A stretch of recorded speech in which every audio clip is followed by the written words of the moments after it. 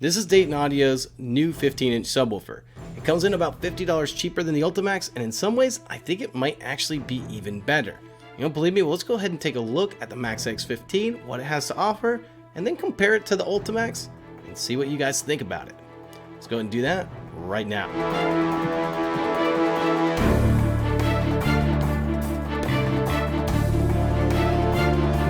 Now this is the MX15, and I gotta say, this is probably one of the most beautiful subwoofers that I've come across. I really like the look. I think it's a very sleek look. There's no graphics on it, and it has this really classy parabolic satellite dish to it. And it's not quite black, it's almost like a dark gray, which contrasts really well with the surround. And that, to me, is really nice.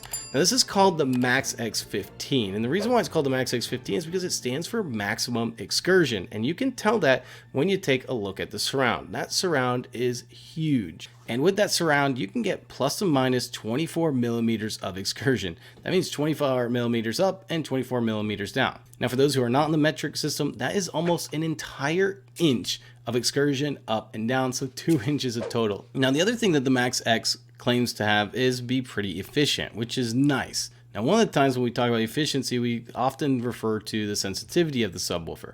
Now, this has a 90 decibel sensitivity rating.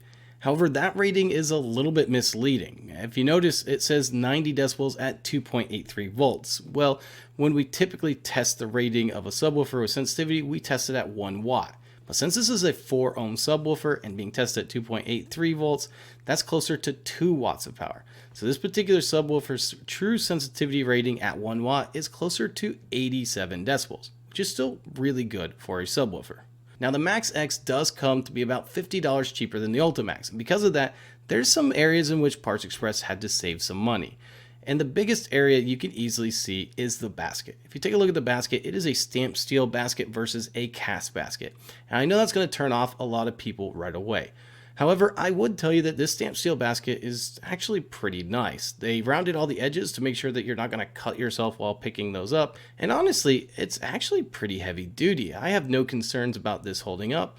But I did talk to Chris Perez from Parts Express and asked him about the basket, and he told me that it is really strong, and that was probably the biggest cost savings on the entire unit. And as long as it performs well, I think that's a good place to maybe save some money. This, of course, is a vented pull system, and you'll notice that there's some vents kind of at the top of this that have these little grates on them. And I really like it. It looks really nice, although there's really no acoustical benefit that I can think of. It probably does add a little bit more cost that maybe you don't need, although I do, for whatever reason, like the look of it, even though I know that it's going to go in a box and I'll probably never see it again. But it does give that subwoofer just a little bit more high-end look. Let's go ahead and take a look at some of the bits that make up the subwoofer. If we notice this is actually a dual spider, and they did that so that they can maintain linearity along with that high excursion.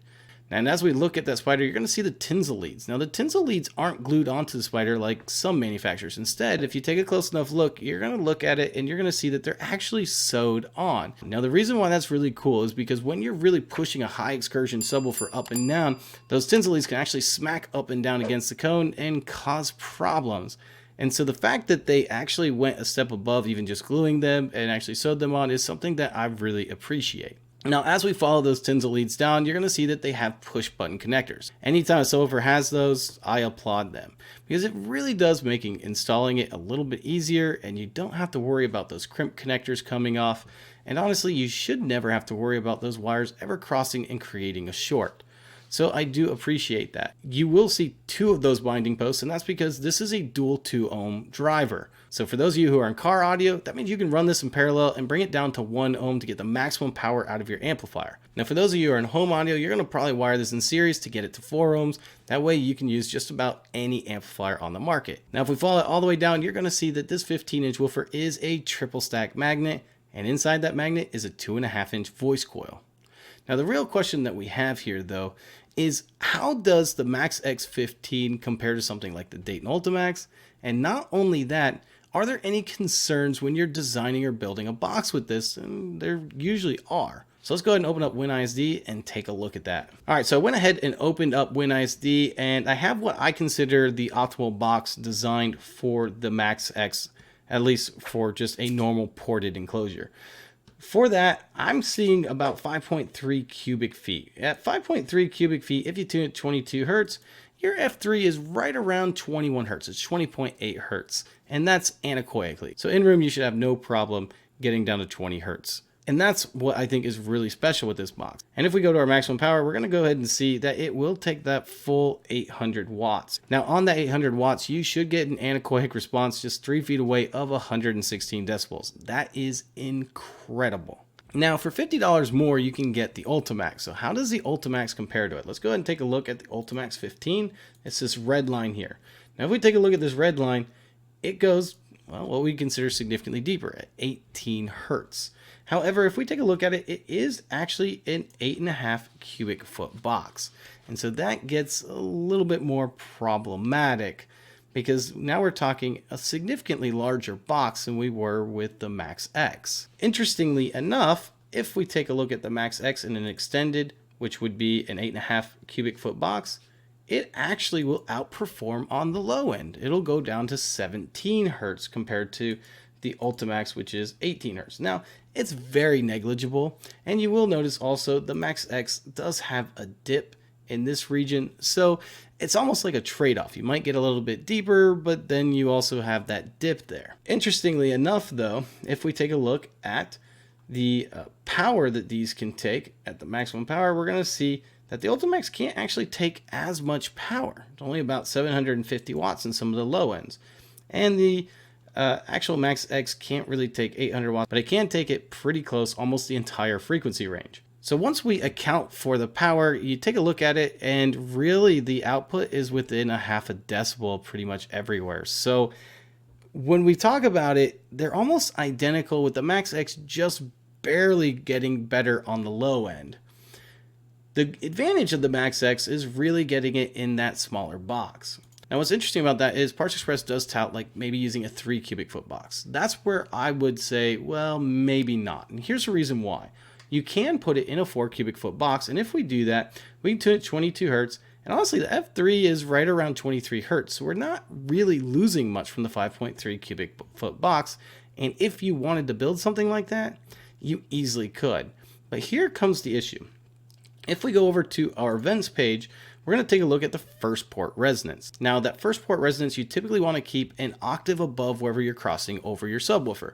Now what that means is, like, if you're crossing over at 80 hertz, you want to double that frequency, say 160 hertz, and that's what you want your first port resonance to be at or above. So 160 hertz all the way up to 20 kilohertz. You want it somewhere in that range.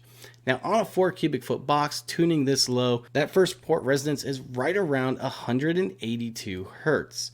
That means that you should be able to cross over at 80 hertz and not necessarily have any resonance issues with that port, but you still might. And that's why I recommend something more like the 5.3 cubic foot box, because at that, your first port resonance is now 250 hertz, which gives you a lot more flexibility to cross over your subwoofer. You should be able to cross it over anywhere between that 80 to 120 hertz range, which is typically the frequency range where most people like to cross over their subwoofer. So for me, that 5.3 cubic foot box is a little bit better. So how does it compare with the Ultimax? If you really take a look at it, it exceeds the Ultimax in low-end extension in the same size box, but it's so close to call. I would say that it's really a negligible difference whether you go with the Max X or the Ultimax when we're just looking at the response curve. The real question is, how does it sound? And the truth of the matter is, I don't have the Max X15 built into a box yet, so I can't answer that question. However, I will be answering that question very shortly. I already have the MDF set out in the workshop, and we're going to be starting to build and design an enclosure for this MX15 using that 5.3 cubic foot enclosure. Now, having said that, once I build it and design it, I'm going to go ahead and test it and tell you how it sounds and see, is it really maybe better than the Ultimax, and can you save yourself $50 just by going with the Max X? So make sure that you subscribe to the channel and click that bell so you get instant notification as soon as I put that video out. Also, if you want to check out the Max X15 a little bit more, check the link in the description. I went ahead and linked that to Parts Express website where you can read even more about it. Alright guys, this is Toyd's DIY Audio, and I'm out.